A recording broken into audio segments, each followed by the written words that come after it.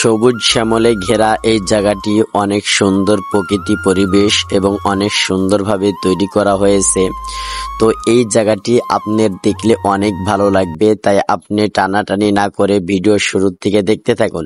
তো আসসালামু আলাইকুম, সকলে কেমন আছেন? আশা করছি সকলে অনেক অনেক ভালো আছেন এবং সুস্থ আছেন। আমি আপনাদের সঙ্গে আছি এইচএম তুহিন মাহমুদ।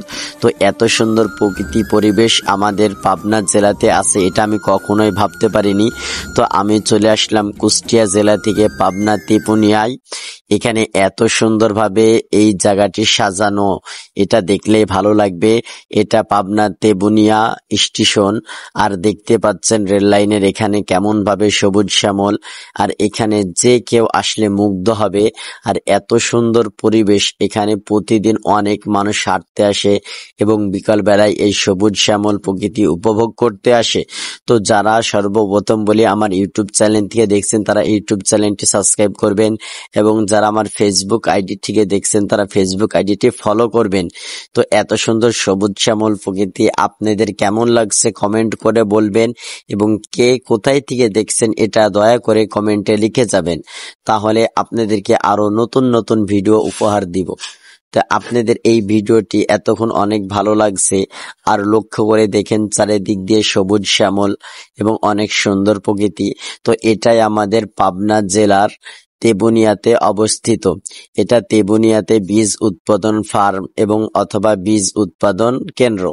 এখানে সরকারি বীজ তৈরি করা হয়, এখানে ধান গম ইত্যাদির বীজ তৈরি করা হয়, আর এখানে রাখা হয়, সংরক্ষণ করা হয়, এবং এটা সুন্দর ব্যবস্থাপনা করে মানুষের হাতে হাতে পৌঁছে দেওয়া হয়। এটা সরকারি জায়গা এবং এটা আমাদের বাংলাদেশ সরকার এটা খুব ভালোভাবে তত্ত্বাবধান করে থাকে।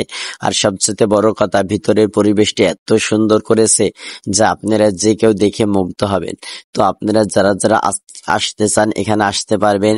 এখানে কোনো টিকিট বা কোনো অনুমতি লাগে না, এখানে সর্বদা প্রবেশ করার জন্য অনুমতি ফ্রি থাকে।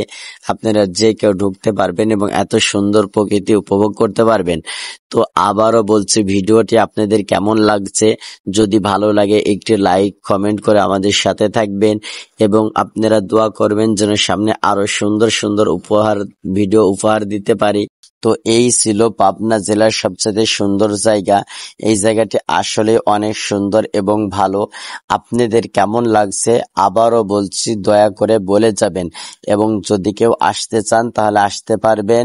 এখানে আসার জন্য কোনো অনুমতি নেওয়া লাগবে না, আসলে আপনি বুঝতে পারবেন যে পরিবেশটা কতটা সুন্দর। এখানে আসার পরে আমার মন জুড়ে গেছে। তো ভালো থাকবেন, দোয়া করবেন যেন সামনে আরো সুন্দর সুন্দর ভিডিও উপহার দিতে পারি।